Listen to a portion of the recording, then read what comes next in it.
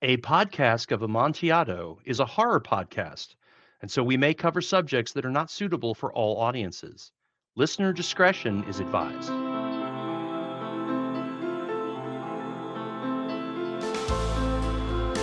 Welcome to another episode of A Podcask of Amontillado, where we delve into the dark, dreadful, and terrifying parts of the world of Vino Atrocitus. Thank you for joining us for our latest episode. My name is Gary Mitchell. I am your co-host, and joining me, as always, is... Erin McGourn. I am your other co-host, and we are both really excited and happy to welcome Darin M. I'm an author and a convention runner, as well as a huge fan of Eldritch horror. which is our topic for the day, so it's good that you are. I thought we were talking about posies. Nope. That's a totally different podcast, Gary.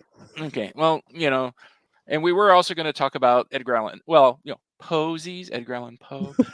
But, we had to put that topic on the back burner this week because we were too excited to talk to Darin about all things Eldritch. So, Darin, give anybody who doesn't know, what would you define as Eldritch horror? Well, that's a very good question, Gary. I think of Eldritch horror as being cosmic horror. It is horror of it's existential, it's cosmic, it's at such a large scale that you are immediately overwhelmed by the insignificance of a person or humanity as a whole. Okay. And Erin, would you agree with that? Yes and no. I don't think I would go quite to that. Yes, it is otherworldly. It is something completely inhuman. And I think that's part of what makes it either the horror or, as some people call it, the Eldritch abominations, is that it is completely inhuman. There's no appearance in it or behavior from it that is human, but I don't think, maybe I'm thinking cosmic in the term you used it incorrectly, Darin. What about you, Gary? Yeah, that's kind of the way I interpret it, and I think that's where Darin was going, is this is horror for me that is, for lack of a better term, weird. It is horror about finding out that the world doesn't work the way you think it does. And that's why I think where the cosmic aspect comes into it, because terrifying as it is to think about, there's a devil out there out to get you, there's evil forces trying to destroy the world. What terrifies me the most about cosmic horror and the Lovecraft mythos and all that isn't that the universe is hostile, it's that the universe doesn't care. And you're just in the way, and you've been living fine just because you've been lucky, and the unlucky find out that things don't work out that way and get crushed. So one of the terms I found while I was doing research on this that I really liked that is often used in relation to it is out of context problem. Because it's something that none of us ever anticipate running into. And the second you do, it's all out of context from there. Right. And I have to admit that my definition definitely has a particular bias to it, because there's one author that I'm hoping we're going to talk about that seems to use that word as a contract rule with his publishers. He's required to use it at least once a story. But out of context, though, that is a good way to look at it. It's like if you're reading an Elizabethan romance and then all of a sudden a werewolf pops up. It's like, no, I wasn't prepared for this. Well, and that was one of my favorite things I found while looking into this. Is, do you guys know where the word actually comes from? Enlighten me. So it was first used in 1508 and is based off of an Old English word, which I will probably butcher, that is Elfric, which means fairyland. Oh. So in the context of that, they considered fae eldritch beings. I can see that. And I definitely. can too, and that kind of blew my mind. And the first time it was used in published work was 1886 by Robert Louis Stevenson, of all people, Huh. in a story that he wrote called Kidnapped. And the quote for that, the woman whose voice had risen to a kind of eldritch sing-song turned with a skip and was gone. So it was, I think, meant to originally imply just that, like, creepy, haunted Like our intro music. otherworldliness. Yes. Well, I have to tell you, Erin, I looked up the definition, and the definition's very disappointing. It's basically sinister and ghostly, and I'm like, Mhm. okay, well, Well, hold on. Merriam-Webster, I thought, had an interesting. I didn't dig very far into all the various definitions, Mhm. but it struck me as sinister and ghostly is it goes back to the origins of the word, but I think the modern use of it is become so esoteric that it's gotten a little specific. Yes. Yeah. I think if you were to describe Poltergeist as Eldritch, the movie Poltergeist as Eldritch, I think people would go, huh? hmm So, the two components of the original Middle English word are elf and rich, and Mm. those then further translate into words I will, without a doubt, butcher and I'm not gonna touch, that translate to elf kingdom. Okay. Yeah. And Merriam-Webster had as part of their definition, comes from a time when otherworldly beings were commonly thought to inhabit the earth. So Okay. it was from that time where people lived by superstition or explained what we now explain by science in hmm superstition. So it has always been a common term. It's just over, which probably thanks to Lovecraft and his crew, we have drastically changed what we view that word to mean. Exactly. And we kind of have to start with Lovecraft because all this kind of does. He is kind of like our ground zero of this kind of thing. And before we go any further, I do want to say, yes, the man was a screaming racist. um, I mean, even for the time, but that's not the debate we're here to have. That is a Sorry, whole it was different Darren's panel. face. I signed a Um, contract, so no comment. yes. However, this is a guy who managed to put his fear into his stories and made something more out of them. And if you read his fiction, it's very much of the fear of the other, the fear of the unknown, the fear of the outside. You know, for all of his flaws, he was brilliant when it came to horror. You know, we have to start there. That's our 0 point of We can his. appreciate the work without um, glorifying the man. Right. Like, I think all of us have reached a point, especially with current authors, and I'm sure everybody will understand what I mean by that, where we can appreciate the work without it glorifying the author.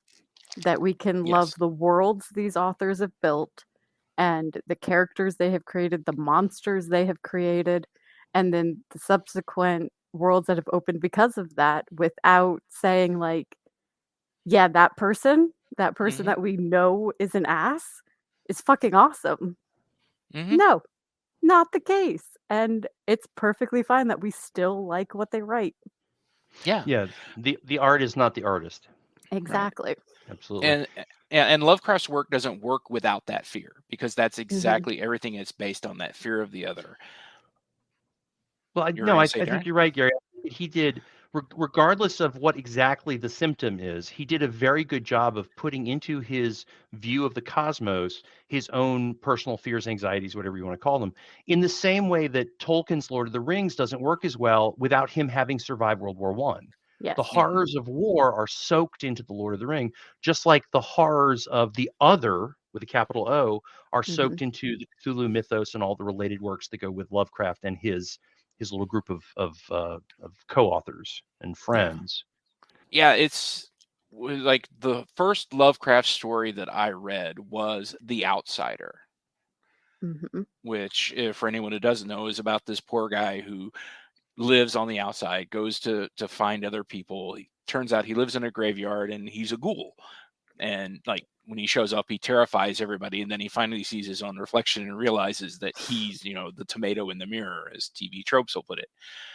And it struck me reading this, like, because I could identify with being an outsider, being the geek kid who was always picked on, and then getting to that revelation, I was like, whoa.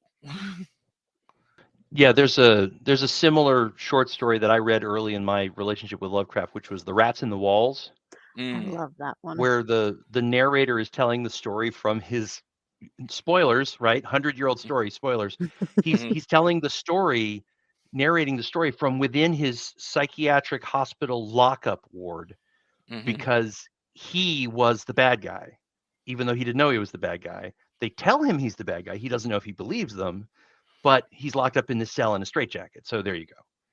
Yeah. And it's I won't go into the graphic details, but yeah, it's a pretty disturbing story in which 85% of the story, you're like, you're with this guy, he's the hero. No, he's not the hero. So. But for me, it's also worth considering the context of the era that he was in, because this was a time when science was making huge strides and was constantly going, oh, by the way you understand the world, that's wrong.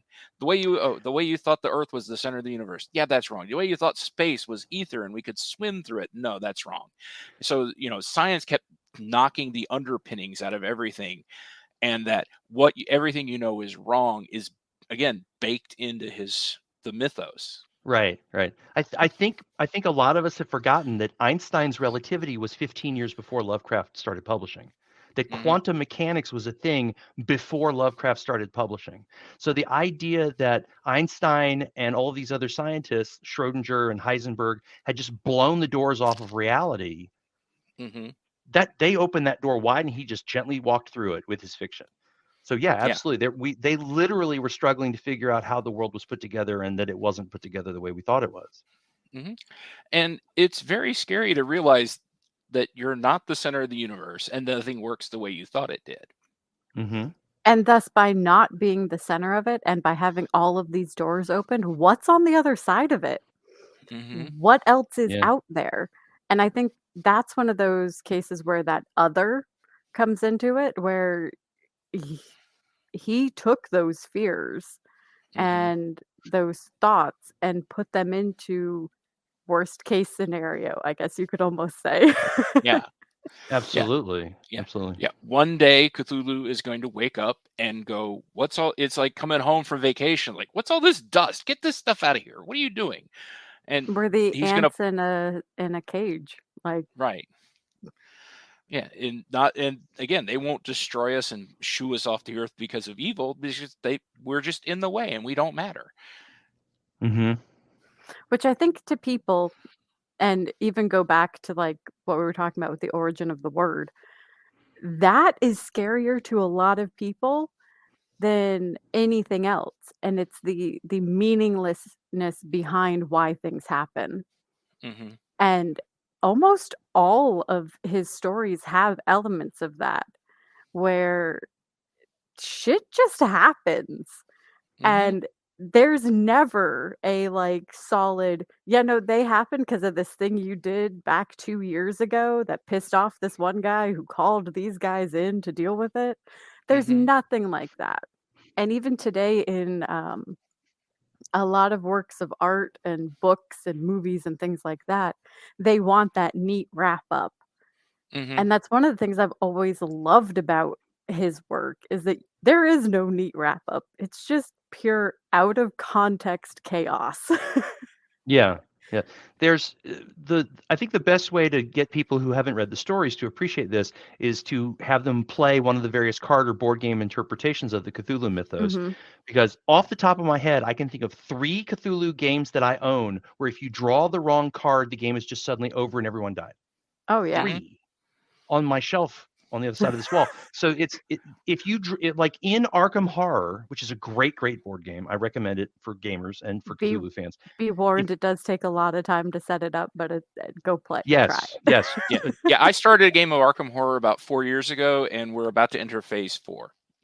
I'm kidding. I exaggerate for. It does. It takes about an hour to set up. It's an investment. It's a day. But if you pull the Cthulhu card as the boss at the end, that's it. You're just done. You lose. Yep. That's it. Mm-hmm. Right? The final combat boss is supposed to take about a half an hour. Cthulhu is just, you drew the wrong card, you're all dead. That's the end of the universe. Bye. Which is so true to the stories. Yep. It's so true to Lovecraft's intentions and his materialism and his existentialism that it's frustrating to know that you work that hard and you're just all die anyway, but that's what you were in for. So why? And I know I kind of touched on it myself. Why do we keep going back to them? Like, why do we keep going back to these meaningless eldritch horrors, eldritch abominations? Not meaningless. We are meaningless to them. Right. Yeah. But why do we keep going back to them and using them or seeking out things that involve them when we know at the end of it, like, there's no meaning behind them destroying us? Like, why do we keep going back to that?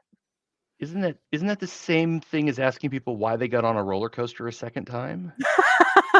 Or why you, Erin, would watch a slasher movie again when you know how it ends, right? So I think I'm joking, but I'm not joking. It is, for me personally, my fascination with the Cthulhu mythos is to take my mind and my intellect and walk to the precipice and lean over and then step back and like get under my blanket in bed and go, I'm fine. Everything's fine. I'm great.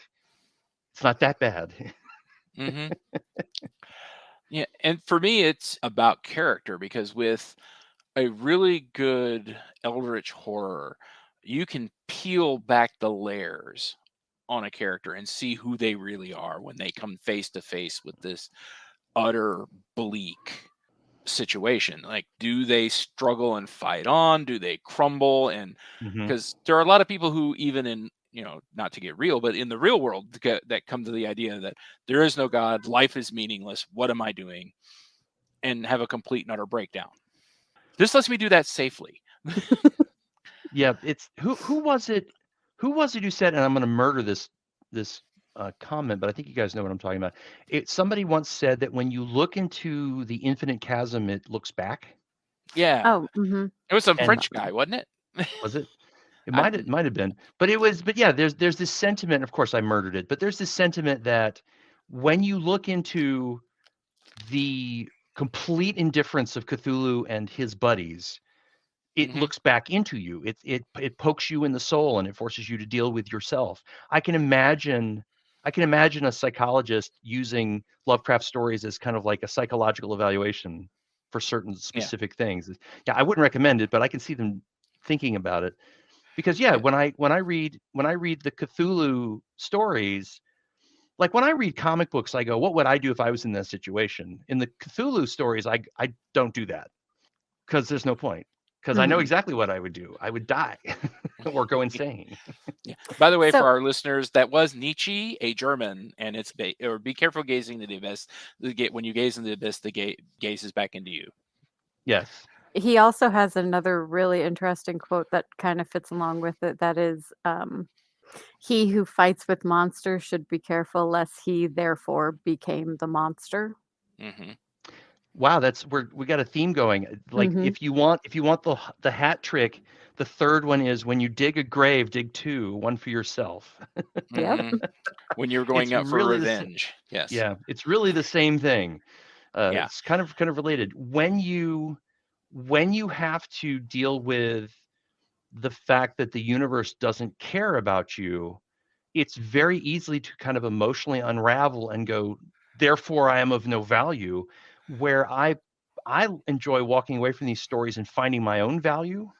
Not that I believe that Cthulhu is real. That's not what I'm saying. But there's a nice, pleasant moment where you kind of go, I do contribute to the world and I am meaningful to people that are willing to tell me that. So there is that's the cure for the poison, I think. There's a moment of like freedom when you take the idea that everything you're doing is being judged by some cosmic being and go down to what you right then and there, the ant in the box, and say, yeah, I might be an ant in a box, but look at all these awesome ants with me. And like, look at this castle I just built out of sand. Like, there's something very freeing about that moment. Yeah, because there seems to be the two reactions are pretty much that the same wording, just the inflection of life is meaningless. Nothing I do matters. I can do whatever I want because none of it means anything, or life has no meaning. It means whatever I want it to mean. I can do whatever I want. It's wild that, So but getting back on topic, yes. We were talking about Lovecraft, and I don't want us to forget about Robert Chambers, who was actually an inspiration for Lovecraft. And there's a particular grouping of short stories that he wrote called The King in Yellow. And Lovecraft distinctly has said he took inspiration from this. And there are other authors who say that like acting out stories from this book as plays will summon an eldritch being. Oh, I remember, which I love, and made me want to go perform a play. Yeah, and my favorite thing about that is the story never actually gives you the whole play; it's just snippets. But yeah, I love that. I mean, I grew up in the 70s and 80s when this stuff was very, very underground. I remember having to explain to people, I'm into Lovecraft. Who? Is that a romance writer? No. And having to explain that to people. And when the Necronomicon was published and people all thought, oh, this stuff is real. And Lovecraft actually found the real. There it is. There we go. Found the owl was real. All this stuff is real. And Lovecraft just wrote it. No, people, he made it all up. But that does he made help it up really sell well. the pages. Yeah. Oh, yeah. There's this great story. One of my good friends has this great story where he had his Lovecraft books and his Necronomicon on the shelf in his at-home office, and he had a cleaning service come through and do a little bit of cleaning every once in a while. And one day he went looking for his copy of the Necronomicon, couldn't find it. So he's like, oh, okay, all right. So he went and bought himself another copy. He figured he lost it. He bought another copy. A little while, a month later or so, he noticed it was missing again, and he went, what? So he checked with the cleaning service. They'd been throwing it away. I knew that's where you were going to go with right. that. Yeah. Right. I buried the lead there, or the opposite of that. The cleaning service people thought it was a real thing, and they were throwing it in the trash to protect him from it. Which is really sweet. Like it is kind of some credit for that. Kind of clueless and sweet. Yeah. I love all the discussion about the Necronomicon. If we're going to talk about Lovecraft's influence, you have to talk about how there are people still to this day trying to figure out how to get a transcript of the real one. He made it up. There isn't one.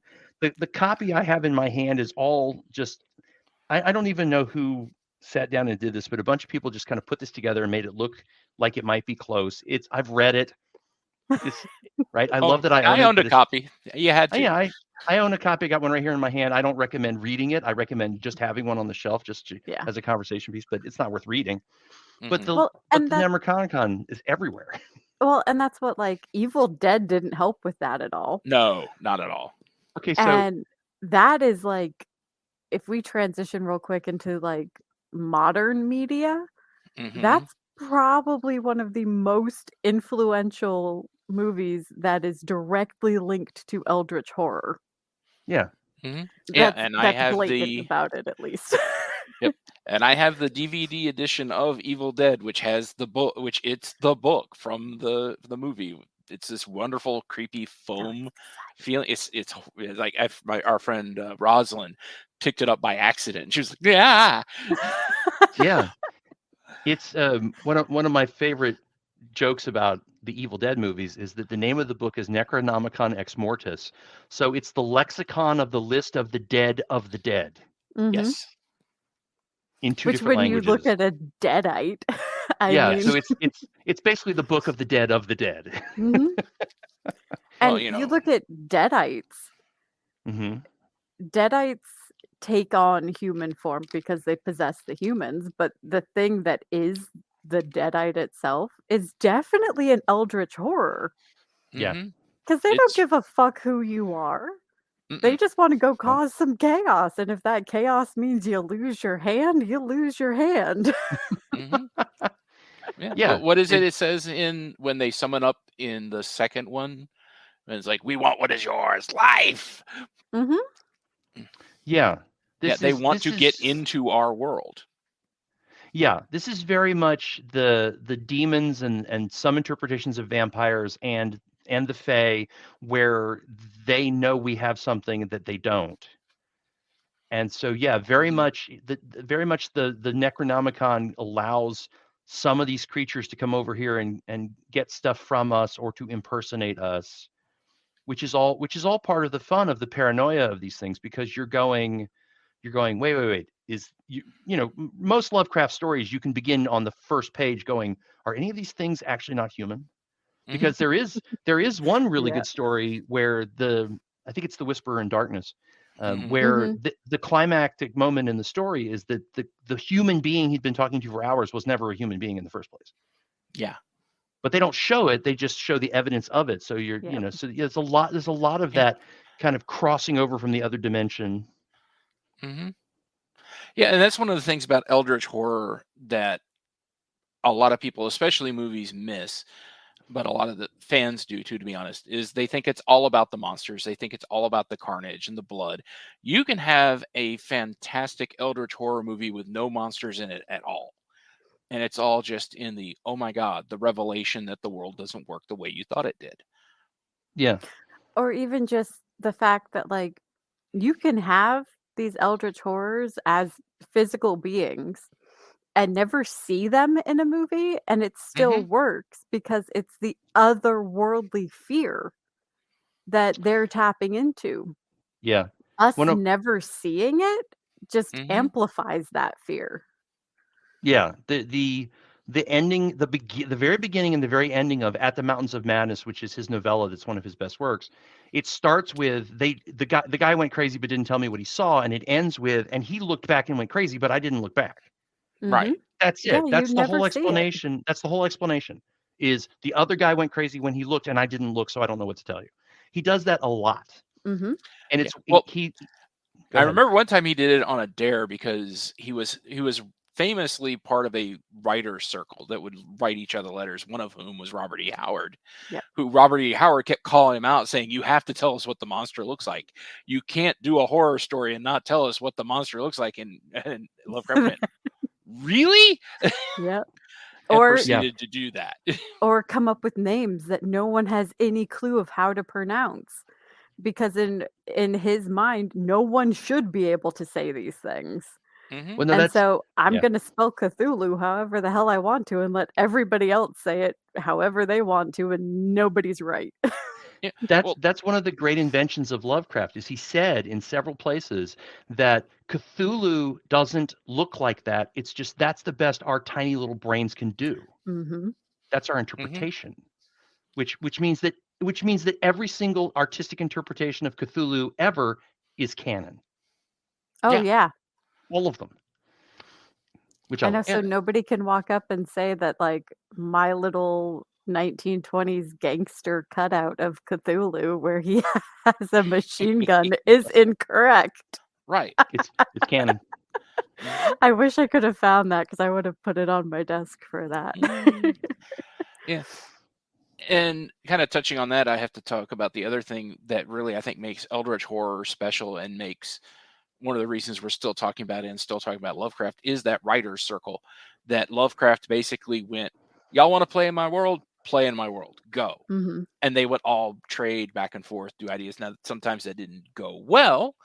Like August Derleth, there I will always praise him for keeping Lovecraft in print and not letting it go into obscurity, but he boiled it down to good versus evil. There are good old ones, and then there are the evil Mhm. old ones, and everybody's running around with elder signs like they're crosses against vampires. So I don't like his stories because that is a problem people do. Is they get caught up in the when the real horror isn't the monsters. Well, in August's defense, Robert Howard had a couple of stories where at the end the hero pulled a sword down off the wall and chopped the head off the thing, and I was like, well, wait, that's no, because hold on. that's because that's Howard. Howard's like, Yeah. I think one of his quotes from Conan was, "If it has a body, I can kill it." Yeah, and so as an author, he took that into the Cthulhu world. And that brings up one of the other movies I wanted to touch on, which I know we'll talk about in more detail later on, is The Mist. Because the military in that setting opened up a portal, and all of these beings came through that portal.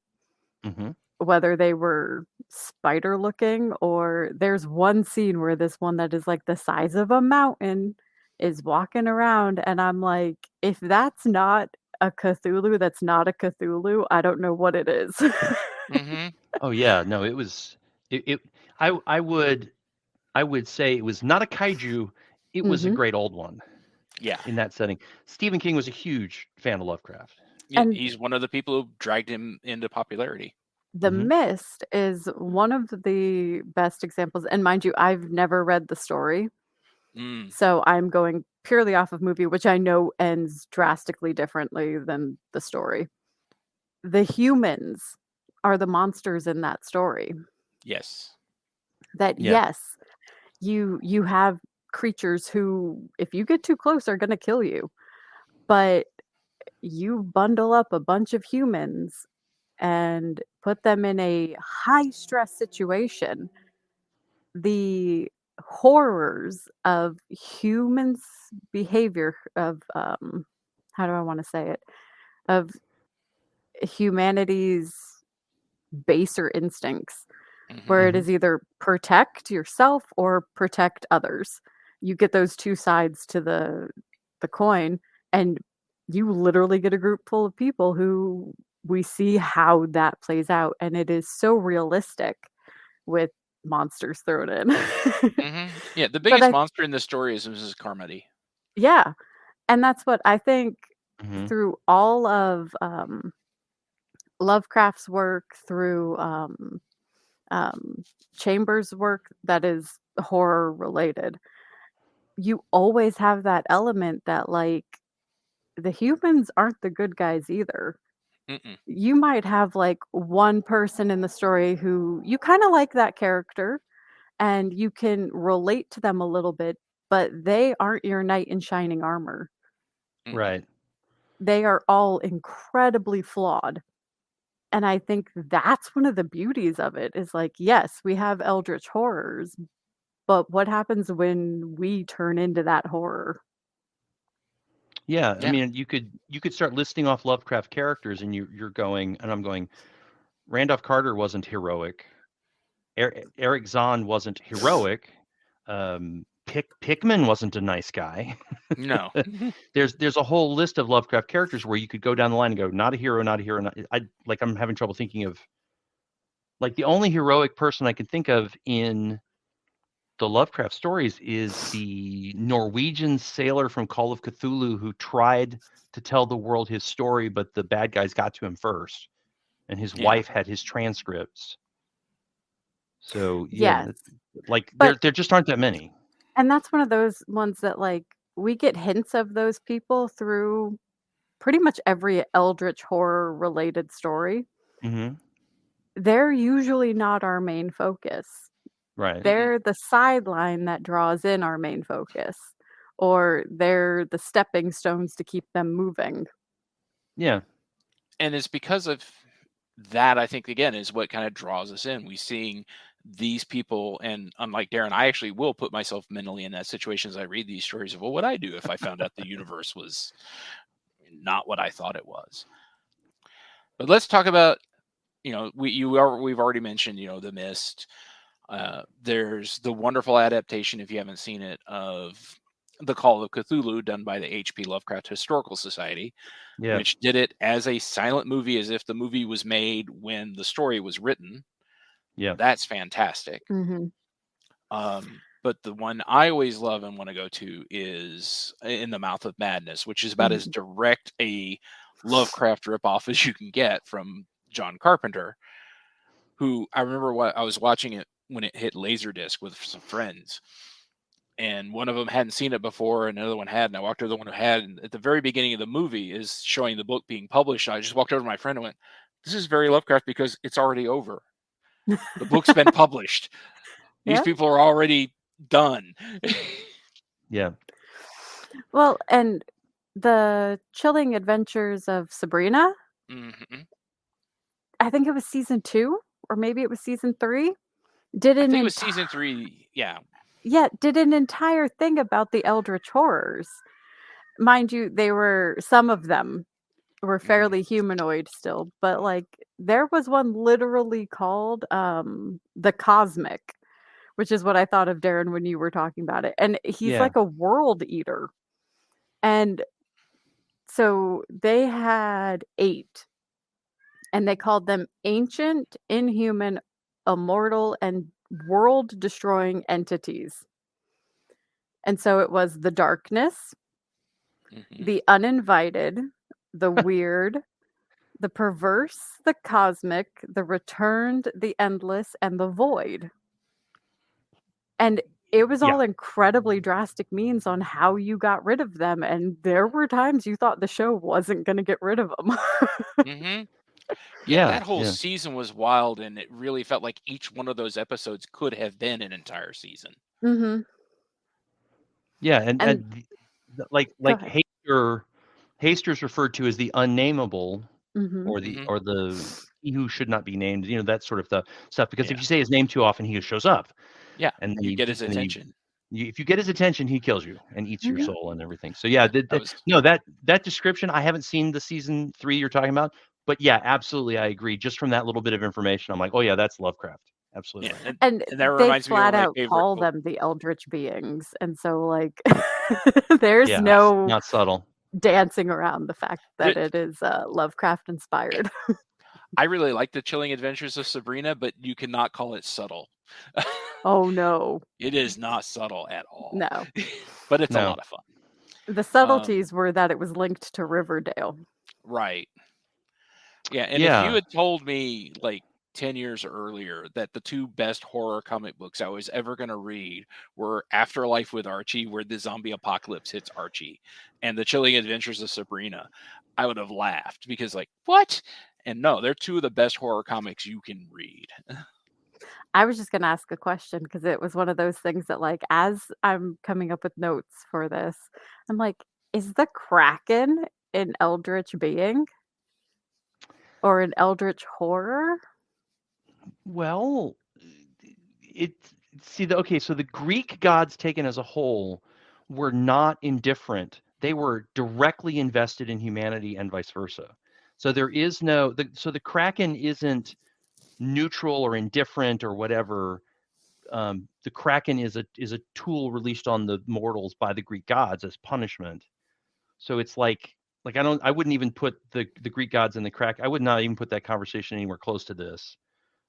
Although the interpretations of the Kraken in visual media have been very tentacle-y and very Cthulhu-y, because if you have a creature that sleeps until he's summoned and then he's supposed to destroy things, there's the Calls of Cthulhu story, right? So it's mythology, art, mythology cycle.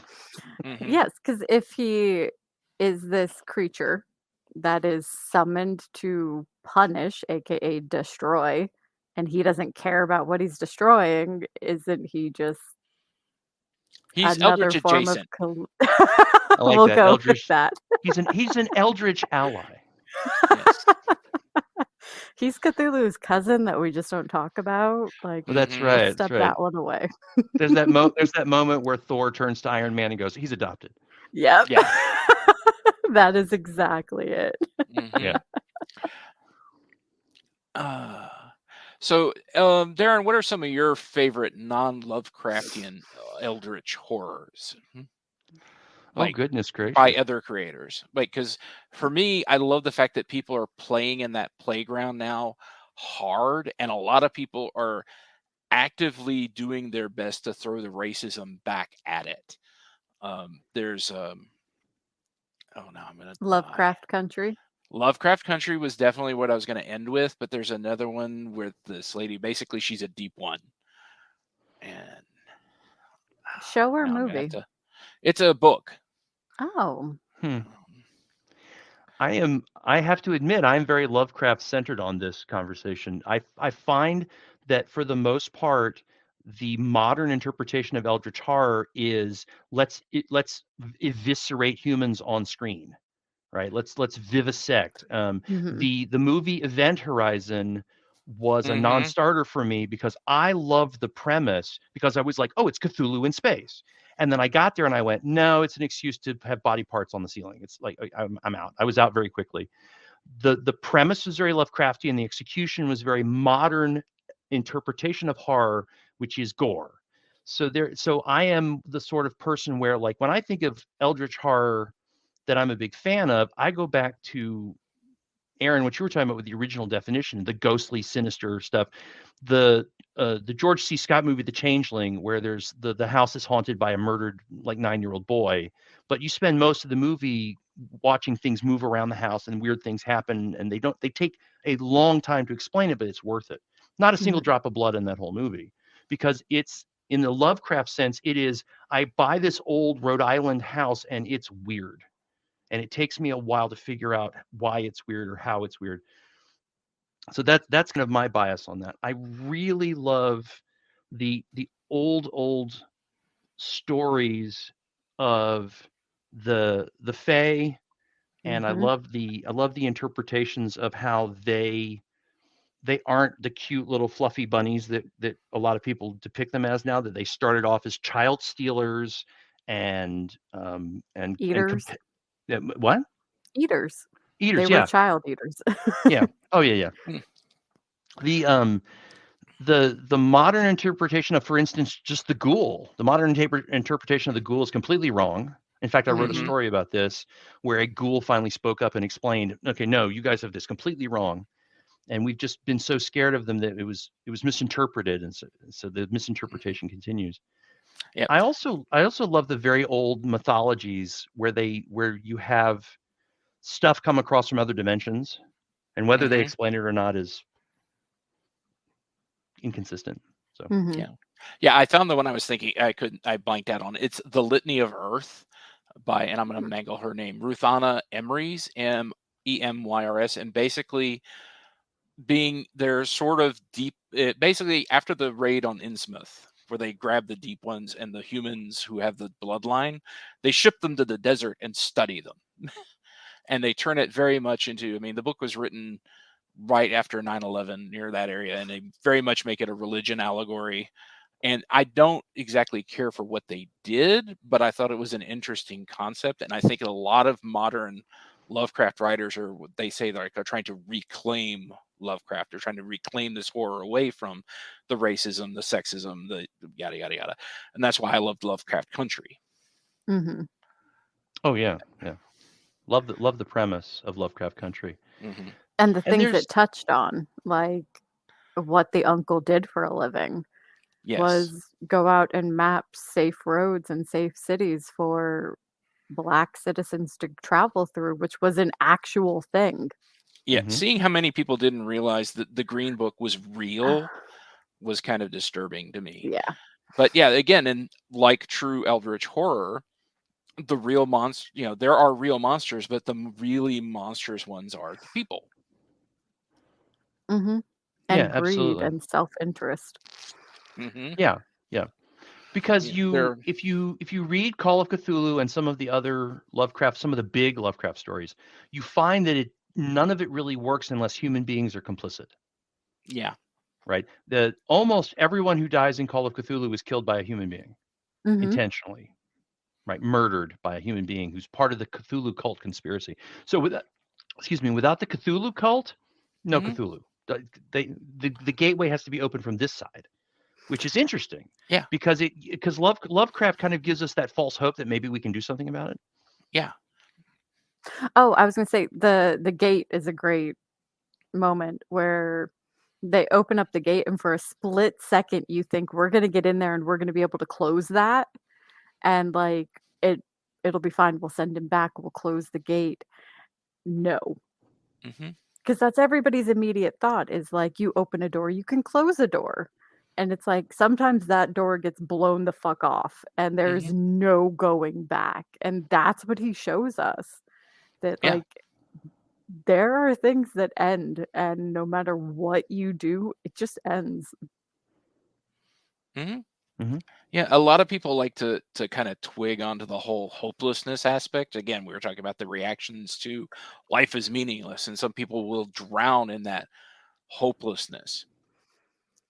And while sometimes that is a good story, I kind of like the idea of this is why I'm always drawn to the role-playing game Delta Green, which was originally by Pagan Publishing, now done by Arc Dream, where it's basically if the after the raid on Innsmouth, the government went, "Oh, we should do something about these things coming out of the water and abducting people."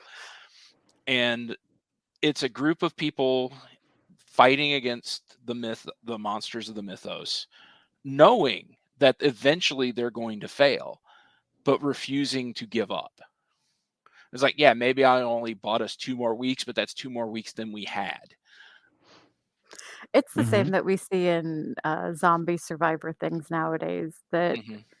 it goes back to what I said about the mist is you always have the dichotomy of the people who will look after themselves and the people who will look after everybody else, where it's the one versus the greater good. Hmm. And you're going to get that in any post-apocalyptic scenario. And so we always hope to see that situation where like um okay, the mist, the movie ends with him shooting everybody in the car, including his young son. Hmm. Mhm. And he does that because he doesn't want them to suffer. And Right. so in that moment, he's doing what he sees as the greater good. And he knows that he is going to suffer for it, but because there's not enough bullets for him to shoot himself. Yeah. And then he opens the door and the military's coming in, killing all of the monsters. Hmm. And Yeah. so it's like, was that really for the greater good? Or, you Hmm. know? Yeah, and the bit that always Yeah. fries my biscuit is the Mrs. Carmody said the boy had to die Mhm. for this to end. When does it end? When he dies. Yeah. Yep. Yeah. There's my least favorite part of that movie, which I haven't seen in a while, is the smug look on her face at the very end. Mm. Like the woman who just ran out into the mist Oh, the early one when who they were ran off. the one who Yeah. ran off, she Yeah, survived. that they didn't help. Yeah. Right. And so That her smug look, she's in she's the in the back of truck the as they truck. drive by. Yeah. Yeah. Yeah. I forget the character's name, but that smug look on I her don't face, that was remember the worst part either. of the whole movie for me, was that smugness. Yeah. That she's like, "See, I was right." I was like, "No, you were lucky. Hmm. You were lucky." Mhm.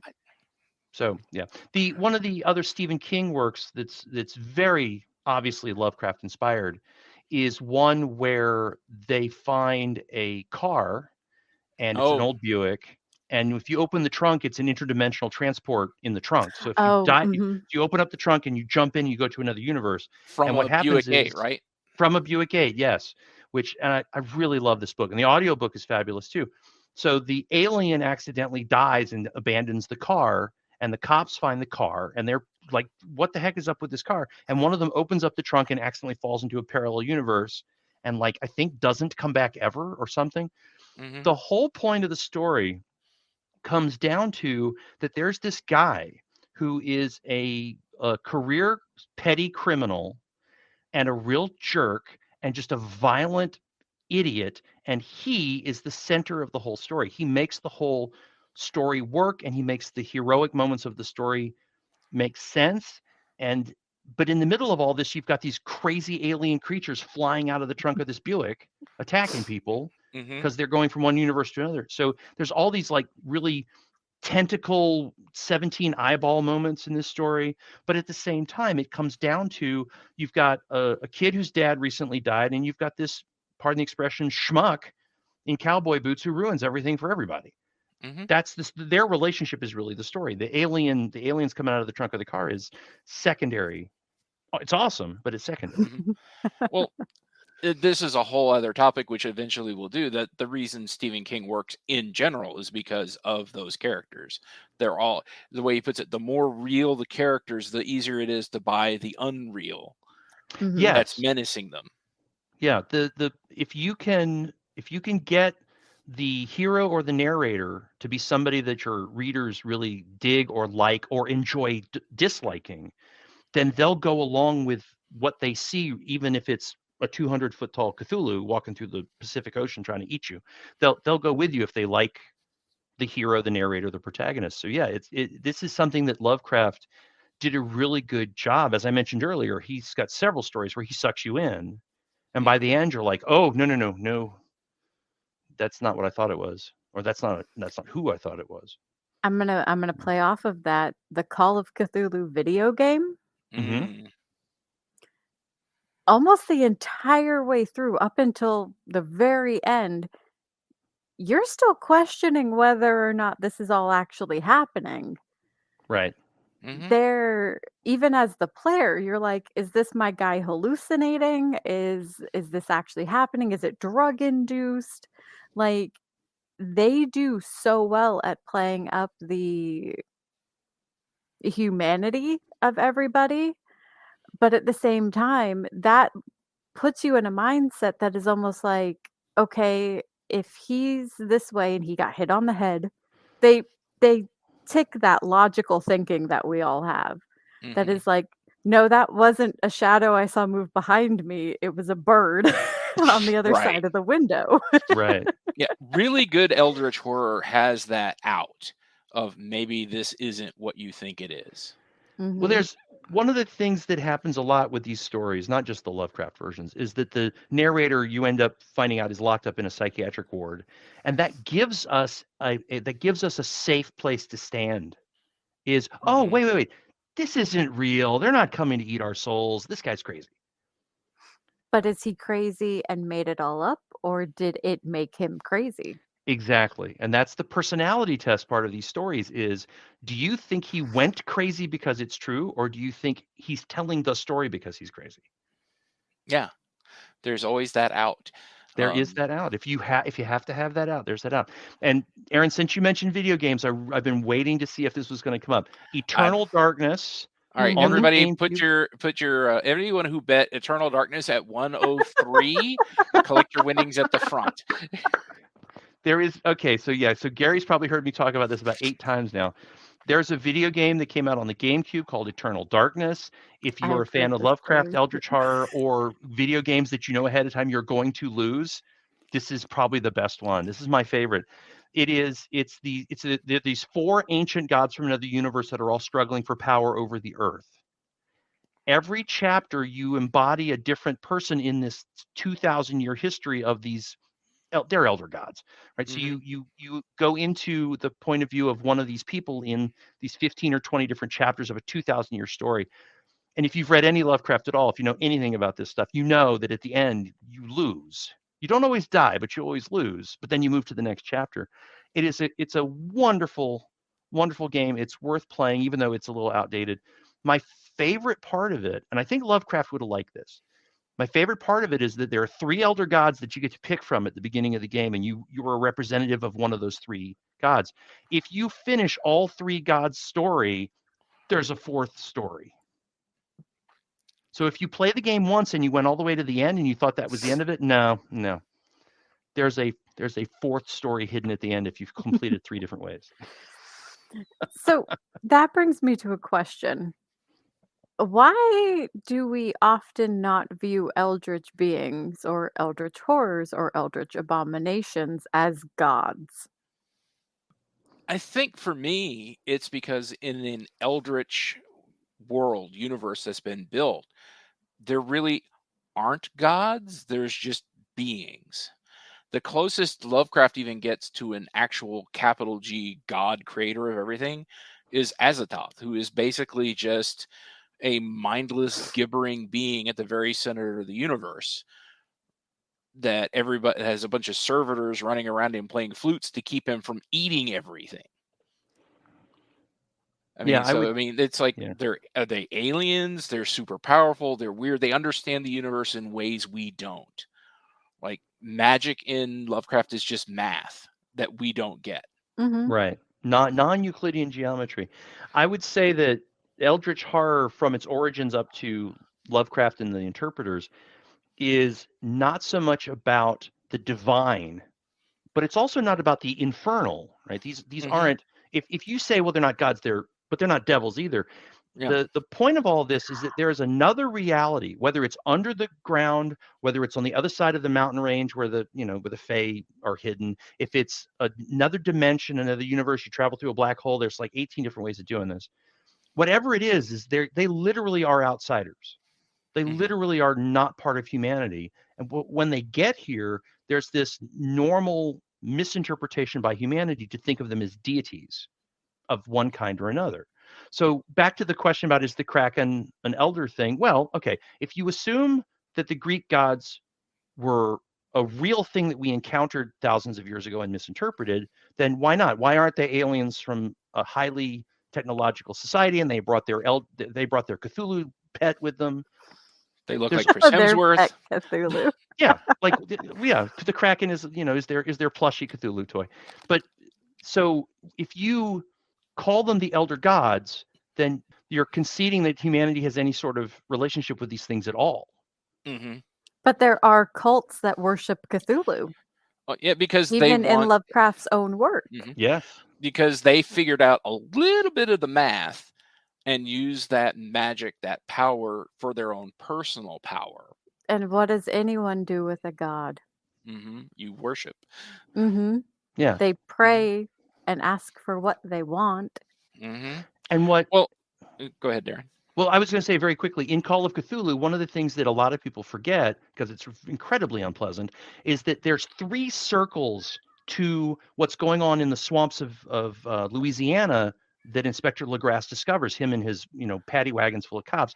They discover these 3 circles, and the outer circle is the cultists dancing around going, we're the human beings that are going to survive this Cthulhu thing, even though they're completely wrong.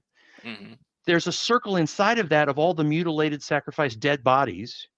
And then inside of that, there's this hole in the ground where these things keep popping up, and they never give a good description. You don't get a good look at them because, we know why. So there's those 2 inner circles of that cult gathering in the swamp that most people skip right over, emotionally, mentally, whatever, because it's like, ooh. The cultists are called cultists because they're cultists in the same sense that the Jonestown people were cultists. In that they give up their independence and their self to an external will. Sometimes it's a human will, sometimes it's a will from another dimension or another reality. Because oh, sorry, go ahead. No, and the elder gods do kind of want to come back. They used to live here. And it's like, oh, the little monkey things, if we give them a little bit of something, we'll open the door and we can come back. Jumping on to what we were talking with cults. The actual definition of cult, though, is a system of religious divination directed towards a particular figure or object. Yeah. I believe the Catholic Church at one point in time defined a cult as anything outside of their Orthodox religion. And so even baptism would have been viewed as a cult by the Catholic Church at one point. So I think throwing in the idea that because we call them cults doesn't mean that they couldn't be what we view as worshipers of a god. Right. Well, yeah. So are the elder gods actual gods? That's a kind of a weird sentence, because what do you mean by gods? Yeah. Like the Greek They're gods certainly weren't beings of infinite power, or not infinite power, but immense power. Of immense power, of power that's paradigm shifts above us that we can't even begin to comprehend. You started to touch on something, Darin, and it made me go, ooh. What? That when we we talk about religion and gods and things like that, we often have the light side versus the dark side. Mm-hmm. Even the Mhm. Fae have the seelie and the unseelie. Mhm. Yeah. The eldritch beings are the gray zone. Mhm. I love the way, and I've been waiting for an opportunity to bring this up. I love the way that it was described of blue and orange morality. Mhm. Humanity, we're used to black and white, good and evil. And then you have these things that are blue and orange. It's like it's completely different scale. Nothing, it doesn't make any sort of sense to us whatsoever because like it's black, no, it's blue. So it's like, what does this mean? What does that mean? What is sometimes you're going to do something for the elder gods and you'll get power, infinite power. The other times you'll do it and Narlathotep manifests in you, takes over your body, shapes it, and then leaves, and you're stuck looking like this. Mhm. Yeah. We can't think the way they do. They see reality in a completely different manner. We could talk about the word God for an hour Oh, I just in know. a specific context I know I because opened that gateway. okay, so if you define a god as someone who is worshipped as a god, then absolutely they are gods, Hmm. right? If you define a cultist as someone who worships something as a god, then yeah, absolutely there's a lot of cultists out there. The cult of If you Madonna. yeah, exactly right. So if you are talking about, are they divine beings from somewhere not of the earth, it's like no, I can't give them divine. I consider Cthulhu and the related stuff to be science fiction. It is Mhm. Lovecraft was very clear that this is all very sciencey Oh, based. yeah. He said it was science fiction. A lot of people want to put mysticism or fantasy elements into it, and Hmm. okay, fine, you can do that, but that's not what the intention was. Well, in Uh, the era when these not the original, like we talked about, the 1500s. Well, even then, they wouldn't have the 1500s or the 20s or the 1880s. They would not have put God on anything other than theirs. Hmm.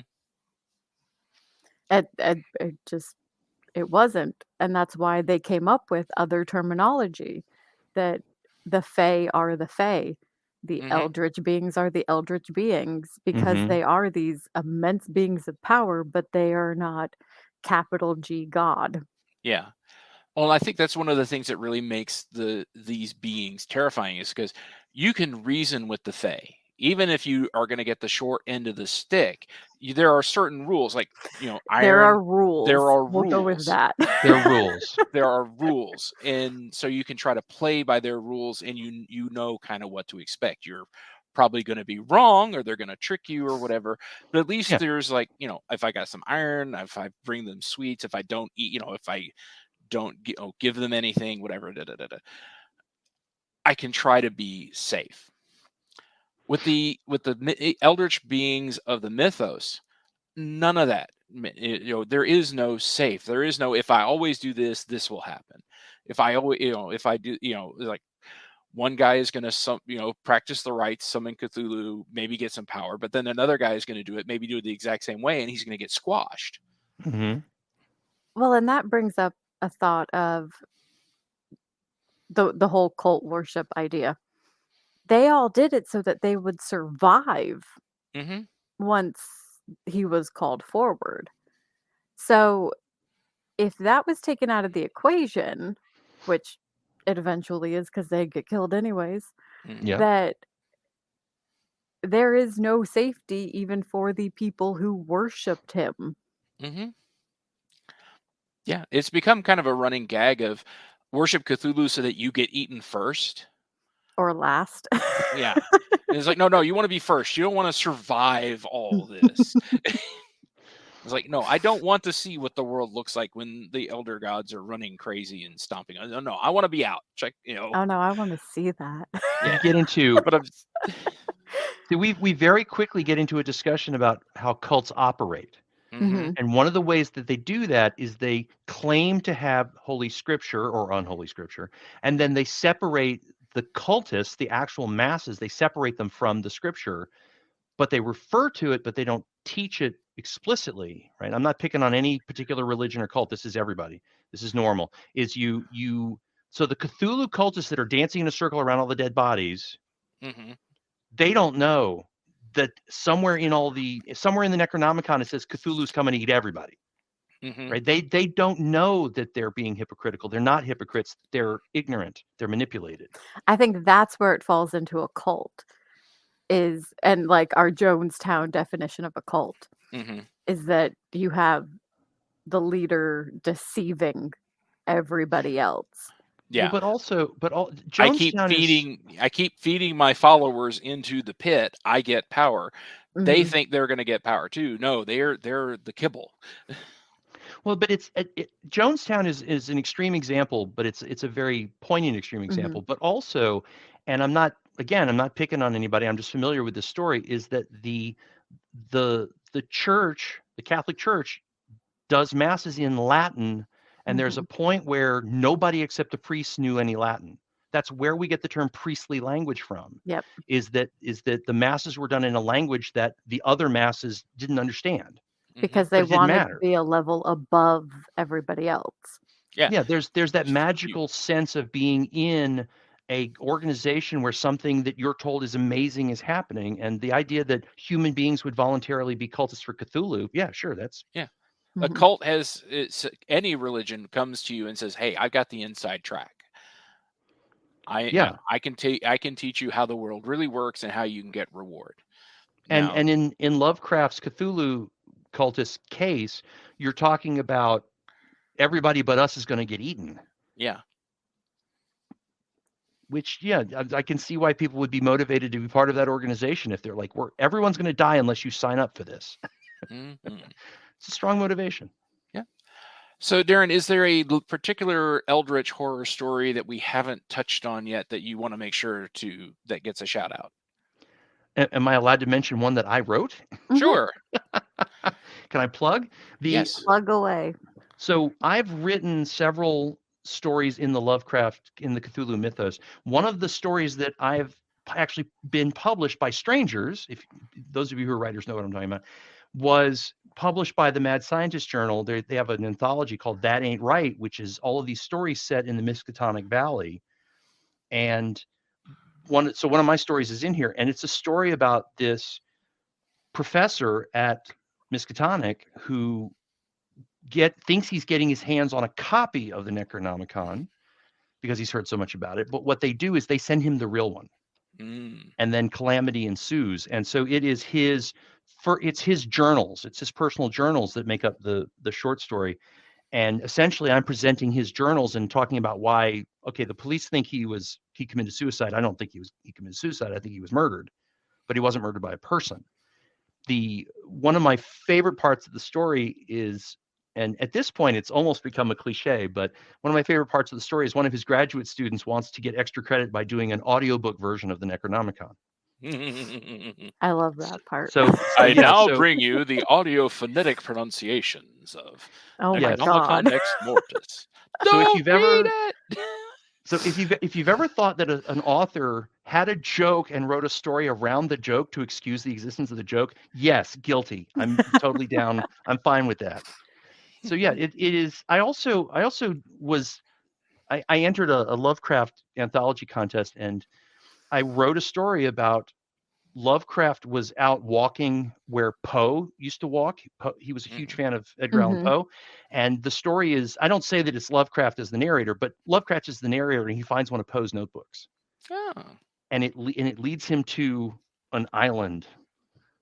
And the island is basically the portal to another particular elder god. Okay. So I love the fact that Lovecraft would probably be okay with that.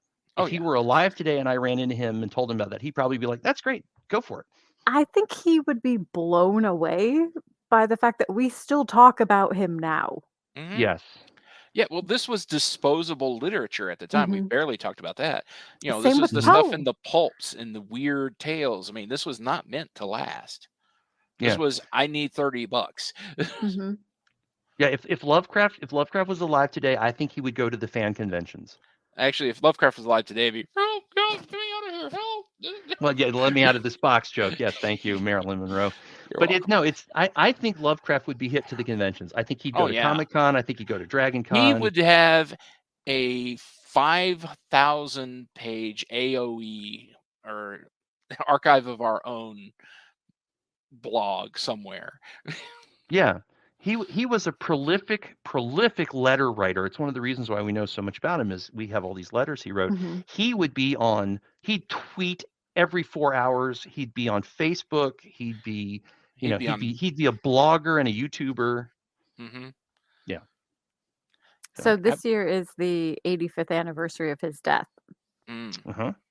And I think that alone, like 85 years after he died, not even after he published these stories, 85 years after he died, his stories still daily influence TV, other authors, other video games, movies, anything along those lines. Daily influence those things. I think he wouldn't know what the fuck to do with himself. Yeah. Yeah, I Like, think he'd this be hype is overwhelmed. too much. He might be overwhelmed. It might take him a little while to make the transition. Like if he just suddenly popped into existence right now, he'd be like, "What are you children doing with my what? It's What kind did you of do to that what?" the Doctor Who Van Gogh moment Yes. where he just almost starts breaking down in tears. 'Cause Yeah. and I think it's something that a lot of artists, be it authors, paint, media, whatever, a lot of artists don't anticipate anyone remembering them. Yeah. And Yeah. so they always hope that there's gonna be like that 1 or 2 people who are gonna have a book on the shelf, not the fact that, like, his stories have been republished over and over again. His stories directly influence The Mist and other things like that. And so we run into that moment again of, like, we don't we don't want to glorify the man, but I would love for him to see what we do with his work now. Oh yeah. Yeah. And And who is doing with his work? Mhm. yeah. Oh, Well, I'd again, love for him to Lovecraft see country. Lovecraft Country. Yeah. There's a moment in Solo, the Star Wars story, Yes. where in a theater full of people, I yelled out, "It's Cthulhu!" and no one in the room knew what I was talking about, except maybe 2 people. Yeah. I love the fact that Cthulhu is now part of Star Wars. Yes, Cthulhu is canon for Star Wars. Okay. Okay. So, Erin, I was going to ask, is there any particular Eldritch horror story that you wanted to make sure we mentioned that we haven't got to yet? Not that I can think of off the top of my head. It's mostly just oh, no, okay. This is kind of an out there one. Batman. Okay. Batman, not the man, the world, is so directly influenced by Lovecraft and Eldritch horror that while all of the villains are humanoid to some extent or another, he has villains who directly represent our ideas of Eldritch beings. Yeah. Arkham And that Asylum. Arkham Asylum, and that you never really win against these guys. His villains continually come back, and it is a never-ending cycle of fighting that. It's not like those times we see somebody, well, especially comic books, you rarely see it with the heroes and villains, but when they die, it very rarely happens, but you almost never see that in Batman. And even the good guys, when they turn bad, it's like, oh no, that guy died. No, he didn't. I'm gonna go on a rant with that. But take a really close look at Batman, because Batman is so shadowed. I don't know how I want to say what I'm trying to say. I don't even want to say influenced. There are shadows of eldritch beings all through Batman. Yeah. Well, Yeah. I'm glad you say that, because it reminds me, there's Arkham Asylum, the graphic novel by Grant Morrison, which very, very heavily eldritch horror. And then there's Arkham Asylum Living Hell, which is about a normal guy who pleads insanity in Gotham because it's so easy to get out of, he's like a lone, he was like a bad lawyer or something. I forget the exact, but he was basically a normal guy criminal who pled insanity, because in Gotham, anybody can plead insanity. You just go to Arkham, and then it slowly turns him into a monstrous, Yeah. character, and it's a wonderful read. And so I would say either one of those definitely fit into that. Now, I hadn't thought of it that way, but you're right. I think if people familiarize themselves with the things that we, the three of us, are talking about as eldritch horrors, they would be shocked to look at things and see how many of them are actually shadows of those beings. And maybe it's the fact that all of the eldritch horrors are based on fear. Yeah. Whether it's the fear of the void, fear of darkness, fear of the unknown, fear of the unexplainable. All of the eldritch beings are based on those. And so maybe that's the correlation behind where we see eldritch beings as much as we do. Could be.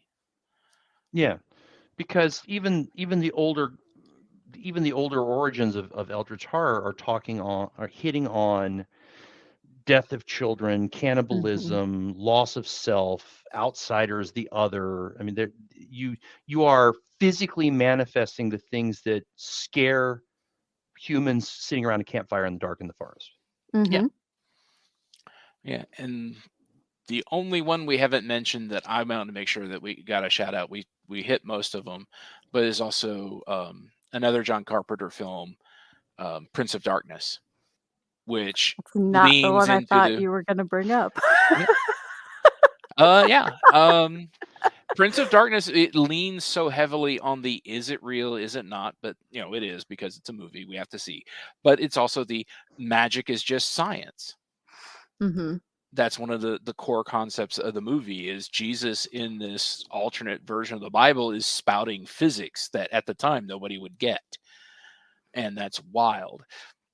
I'm willing to bet you were going to say, I thought I was going to say The Thing. Yeah. Yeah, which is another one. That one is You talk very about much an eldritch horror. Oh yeah. Mm-hmm. It's very much it, and again, it's an alien being. We don't understand it. We don't know where it comes from. Which my favorite thing, one of the favorite things about that movie, is the fact that in so many horror movies, the monster shows up and somebody goes, "Aha, it's this because of this," making wild guesses that, of course, are right.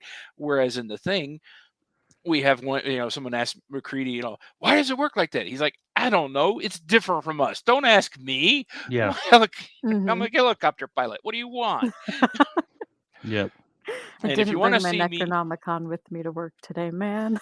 yeah. And if you want to see me ramble on about The Thing for 2 hours, go to Darin's new YouTube show, Tables of Content. We're in season 0 right now, and I put Gary up to I tricked him into talking about The Thing movies for 2 hours. Haha. That must have been so difficult to do. Oh, Twist one of his arms. yes. He, All right, he grew an extra arm for that panel so I could twist it. Yes. So the story I was going to tell you about my aunt. Yes. Which we can cut out if you want to cut out or leave in, just because it was one of those moments to me, and I think the both of you will understand what I mean, and I hope that if we keep this in the audience hears it, they'll understand it too. We were sitting down watching Jeopardy, and a question came up, and it was authors, and it was about Lovecraft, and the answer was Cthulhu. And so I immediately was like there wasn't even a split second. I was like, Cthulhu. And my aunt is like, what? And I was like, I'm sorry, what? And she's like, I say that again. I was like, Cthulhu? And she's like, yeah, I don't know what that is. I don't even know who Lovecraft is. And I was like, there are people who don't know who Lovecraft is? There are people who don't know who Cthulhu is? Yeah. I remember like I said, way back at the beginning of the episode, I remember a time when even in geek circles, he was niche. And now I can buy, as I showed earlier, I can buy a plush Cthulhu. I've got, for the viewers at home, Cthulhu, a tiki mug Cthulhu. It's like all right there. Yeah. I know, and so it's that idea to me that, like, people don't know the Eldritch beings, and so, like, if you're listening to this and this is the first you were hearing about the Eldritch beings, I'm sorry, because this is probably chaos to you, but that's the Eldritch beings, welcome to it. I say, and thankfully, all of Lovecraft's works, I think, now are public domain. So it's real easy to find a cheap copy of all of them. If you have a Kindle reader, for example, you can find like there are 6 different free versions of all his stories. I recommend the one by Cthulhu Chick. But also in research and trying to research for this podcast, I went onto YouTube and found 17,000 free range interpretations of people reading Lovecraft stories, and some of them are really bad, but some of them are really amazingly good. The people who grok Lovecraft, it's a pleasure to hear somebody who's really good at reading aloud read these stories, especially the guy who read the Statement of Randolph Carter. I just blanked on his name. Did a really great job of making it sound like this is a guy the police have strapped to a chair. Nice. Right, because that is the story. The whole story is told from the point of view of a guy strapped to a chair being interviewed by the police. You'll have to get us his name so we can include that in some notes. We definitely need to put that in the show notes, Darin. You got to find it. And if I was going to recommend, I blanked on that. It's him. Yeah. And if I was going to recommend a story to start with, Darin mentioned it earlier. My absolute favorite, At the Mountains of Madness. That's the one I always go back to. It's my favorite of his that's fully in the mythos. Followed right behind The Tomb, where this guy locks himself in a crypt, and it does not go well.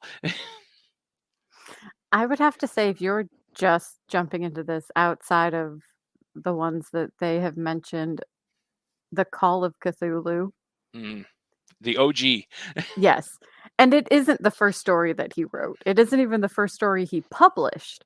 No, not even close. It just made such an impact that, like, that's immediately the one most of us will go to be like, oh, Lovecraft, Cthulhu. I would say one after that, the Dunwich Horror. I can't really explain to you why.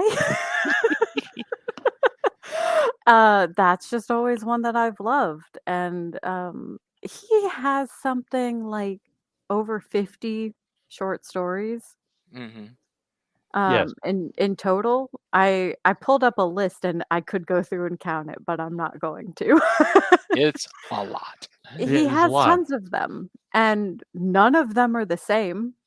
They all hold similar elements, but quite a few of them are in the same universe. Some aren't, but give him a try and don't look into who he was as a man. Nope. And Darin? So the Statement of Randolph Carter, the YouTube video that I was talking about earlier, it was read by Horror Babble, Horror Babble, one word. And they have a whole channel of horror audiobooks and horror stories being read.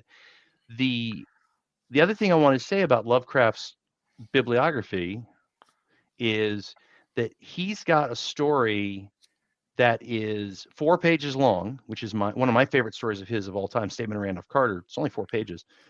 But also Call of Cthulhu, At the Mountains of Madness, Shadow over Innsmouth. Those are all novellas. And they're not thin novellas. One of the reasons that I like Lovecraft so much is he really influenced my vocabulary. There's a joke. I did this joke at a convention once. We're doing a Cthulhu panel, and I created Lovecraft Bingo. And every word in Lovecraft Bingo is a $14 word. Batrachian, Euliginous, Eldritch. Cyclopean, yes. That's the one I always love. Non-Euclidean.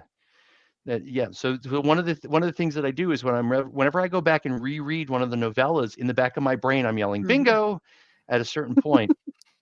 I have to say, I think that one of my favorite Lovecraft stories was written before Lovecraft came along, and it's Edgar Allan Poe's Arthur Pym novella, which is at the Mountains of Madness is a direct sequel to the Arthur Pym story, to the point where the descriptions in Antarctica are the same, and the noises that the Shoggoth make are directly lifted out of Poe's novella from, what was it, 70, 80 years before Lovecraft wrote At the Mountains of Madness, something like that. So Lovecraft's influence from Poe is direct and obvious when you look at it like that. Yeah. And provided all goes well, next episode we'll probably talk about Poe unless a different topic comes up. And I kind of also want to end with, if the screaming racism of the man drives you off, don't let him from his writing. That's fine. Don't let it drive you off from the genre, though. Do a Google search for Reclaiming the Mythos, which will give you a wonderful list of modern books that take the Eldritch horror, drag into the current century. Because that was one of the other things that we didn't talk about, because we could go for another hour. Lovecraft dragged horror out of the Gothic era into the modern era, into the 30s, which was modern then. It needs to keep doing that. It needs to keep updating. Well, and I think, Darin, share the name of that anthology book again that you were in. I think that's a great spot to start. If you haven't read Lovecraft at all, start with That Ain't Right. Yep. Yes. It's Mad Scientist Journal presents That Ain't Right, Historical Accounts of the Miskatonic Valley. And it's a first person account collection. That's one of the things that Mad Scientist Journal does. And so for them to do a Lovecraft Cthulhu Mythos anthology is perfect for their subgenre, because all of these stories are first person accounts. Most of Lovecraft's stories are first person accounts, or they're epistolary, they're journal entries and documents that have been found by somebody else. So I absolutely love the genre, and I absolutely love what the modern authors are doing to keep it fresh. Yeah. Hammers on Bone, Lovecraft Country. We cannot praise Lovecraft Country hard enough. Yeah, get yourself some horror, and I'm going to go unnameable horror. Yes, I'm going to go out on a limb and say that we've got 3 more Harry Dresden books, and I think we're going to run into his version of the Elder Gods pretty soon. Yeah, his outer beings at that pounding on the gate are definitely Eldritch Cthulhu. Like literally pounding on the gate in the Dresden Files. Or if you're not one of the people that wants to read a story that is going to end badly and end in everyone in the world dying, go watch Sabrina. Yeah. I mean, they move on from Eldritch horror to Eldritch horror from episode to episode, but still give you a really good taste of what that original idea and inspiration was, and still gives you a better ending. If you can track down on some streaming service, Cast a Deadly Spell. Yes, I think it's on HBO Max. Is it on HBO Max? That's great, because I have a VHS copy from like 91 still. That's in my I'm never getting rid of it collection. Yeah, and Clancy Fred Brown Ward was in it. Clancy Brown, David Warner as the rich guy on the hill with the Necronomicon. The reason why I recommend this one, based on what Erin just said, is because it's a great twist, comedic ending to a story where Cthulhu is on stage. Yeah. Cthulhu makes an appearance in this movie, and then there's this really great, funny twist to the ending. And it kind of ends well. So it's like it's a nice little aperitif between the Eldritch horror end of the universe, they don't care, in different stories. It's kind of a nice, cute one. Yeah. There are plenty of Eldritch Abomination pieces out there that are either movies, TV shows, books, that do not end in horror or complete and utter annihilation. And that's an assignment for our listeners. Please send us a message on our Facebook page or join our Discord. Patreons, once the Patreon is up, we'll have Patreon only sections. Please come and talk to us about all things Eldritch. This is a topic which we could easily go on and on and on about. But sadly, Darin, could you sit right in this chair for a second? Oh, sure. All right. Erin, you got the mortar? Always. All right. Darin, it's been lovely to have you. Where can people find you online? So if you go to Amazon and you look for my authors page, I'm under Darin M. Bush, and I've got a couple of anthologies from Mad Scientist Journal on there and some short stories of my own. And there are bad endings in a few of those stories. All right. And you're not afraid of the dark, are you? It is a little dark in here, but I'm okay. This All chair right. is very comfortable. Darin, do you remember that time you killed me in a story? Oh, I was hoping that wasn't going to come up. Mm-hmm. Yeah. Remember that as the bricks go into place. Yeah. Bricks? I didn't bring any bricks. No, the bricks. Here you go. Bye. For the love of God, podcaster. For the love of God. You have been listening to A Podcask of Amontillado, a production of Good to Be a Geek Media. Thank you for joining us. We hope you had a terrifyingly good time. If you did enjoy this episode, please tell your friends, then like, subscribe, and leave a review on your podcast platform of choice. If you would like to support our efforts to explore all the dark, dreadful, and terrifying parts of the world, please join our Patreon, where you can gain access to behind-the-scenes material, backer-exclusive episodes, vote on upcoming topics, watch the video recordings of each episode, and other bonus content. Please visit our webpage, www.goodtobeageek.com/shows/APOA, where you can find show notes, host and guest bios, links, merch, and more. If you have any questions, comments, corrections, or suggestions for the host, please find and follow us on Facebook, Twitter, TikTok, or send an email to apodcaskofamontillado@gmail.com. We are also part of the Good to Be a Geek Discord. Feel free to descend into the catacombs for a visit anytime. Opening and closing music is Softly Shall You Sleep by Valentine Wolf. Please look them up on your music platform of choice or at www.valentinewolf.com, and that's with an E. A Podcask of Amontillado is a trademark and copy of Good to Be a Geek Media. Logo and show art is designed by Erin McGourn. This episode was produced by Gary Mitchell. This broadcast is presented in partnership with Good to Be a Geek Media. Let your geek run wild. The opinions expressed in this broadcast do not necessarily reflect those of Good to Be a Geek. To learn more about this broadcast and other shows in the network, visit goodtobeageek.com or find Good to Be a Geek on Facebook, Instagram, and Twitter at goodtobeageek.